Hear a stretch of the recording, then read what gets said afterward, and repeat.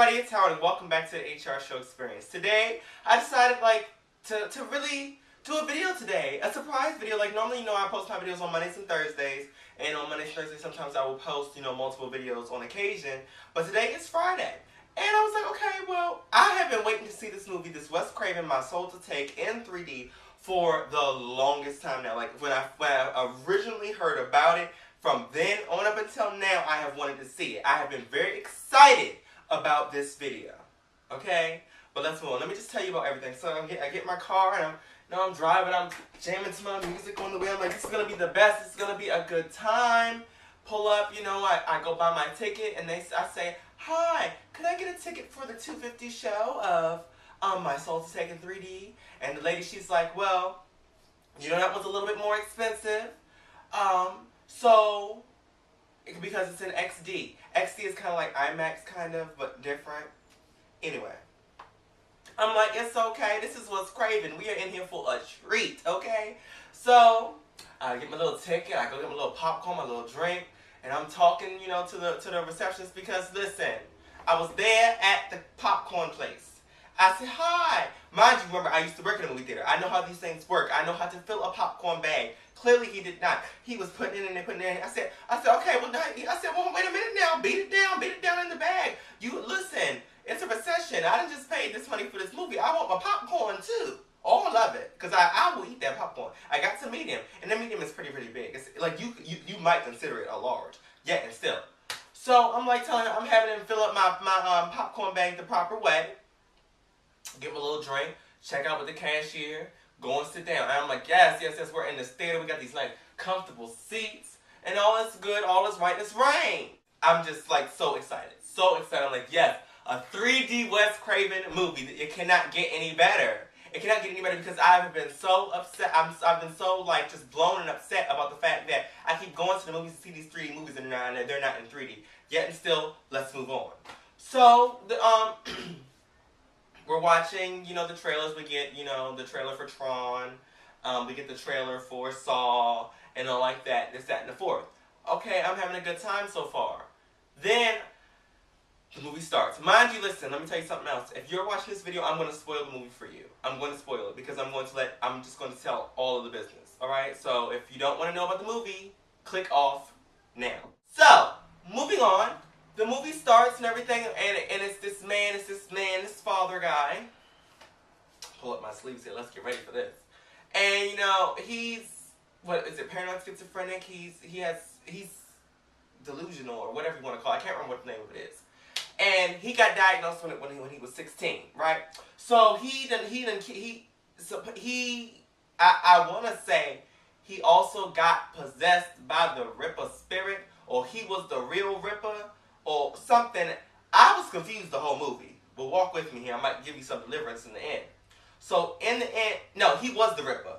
Because he tried to kill his daughter. He killed his wife. He killed some other people. And he thought he had killed his newborn baby. Which is the little boy. Which is the person who is the main character. Okay?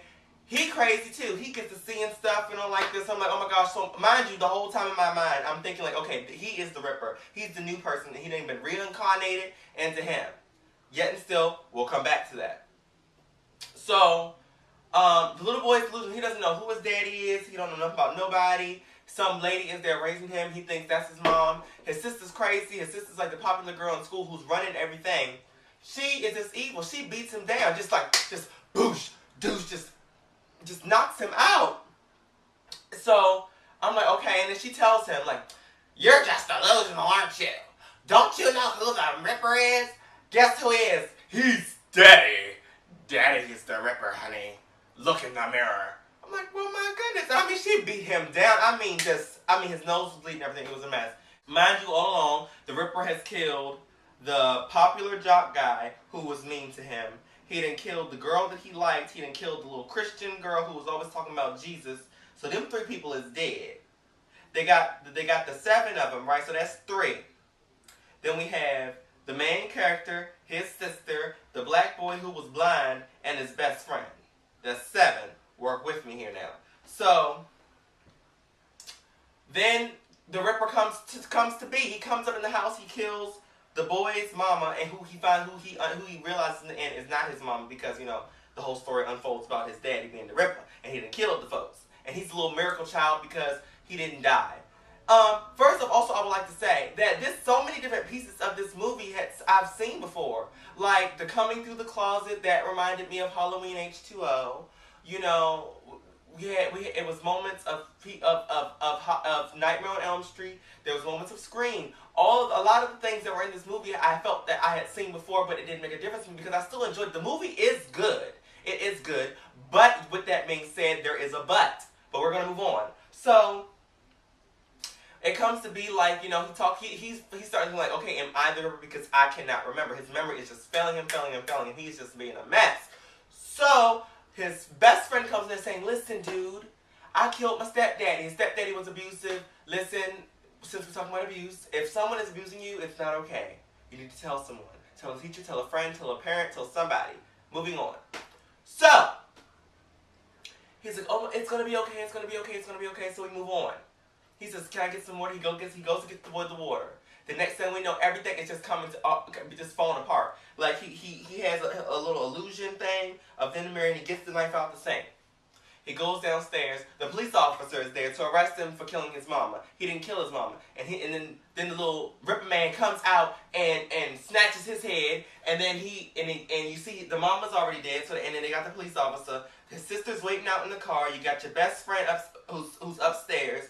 And then he's running around. He gets away from the Ripper. He goes upstairs, sees blood on the window, blood on the closet, and then goes into the closet. And then his best friend, who is blind, gets a text message or a phone call from the other best friend who was already there, who he went to go get the water for. And he's dying too. He'd have been stabbed, and he's blind. He is blind, and I want to know how in the world could a blind boy climb up on a roof and go through a window? But that's just a mess for me. Either way. So he's dead. So let's see. You got the jock. You got the girl you like. You got the preacher girl, and the blind boy. They all dead. So you got 3 people left. You got the best friend. You got the main character, and you got his sister. So the best friend, the little blind boy, he's laying on the floor. Laying on the floor, just dead. He's just upset. He's about to cry. He's just up the most because he doesn't know what's going on now.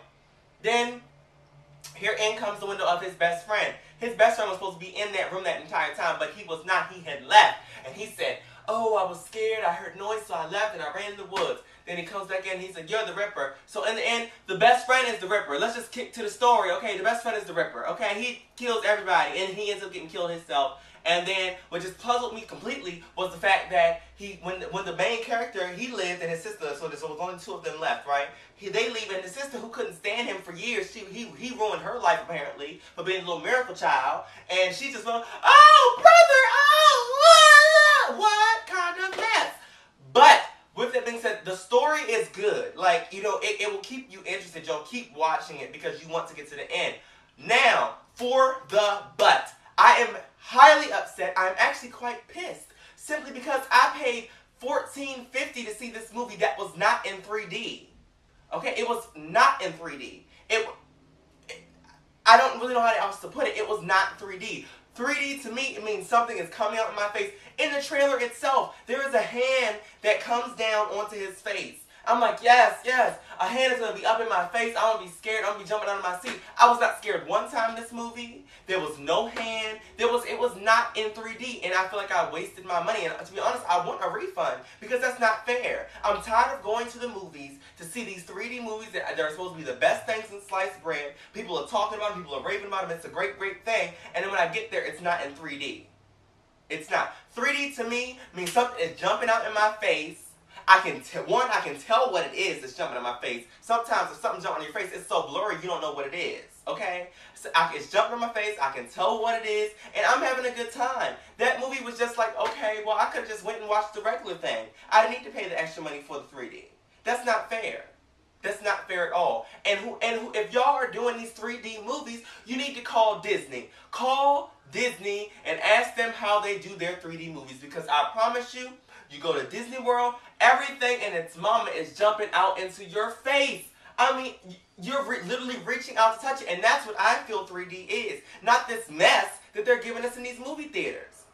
This is not fair. And see, I feel some type of way because I've been around movies for so long. Because remember, I used to work at a movie theater before they closed us down and told me I was unemployed. I know how the movies work. And And this is upsetting. This is very upsetting, and I'm so tired of this. I spend my hard-earned money, the money that I could have used for something else, to go see a movie that I think is in 3D, and it's not. The only hope that I have left is for Saw 3D. Okay? The final chapter.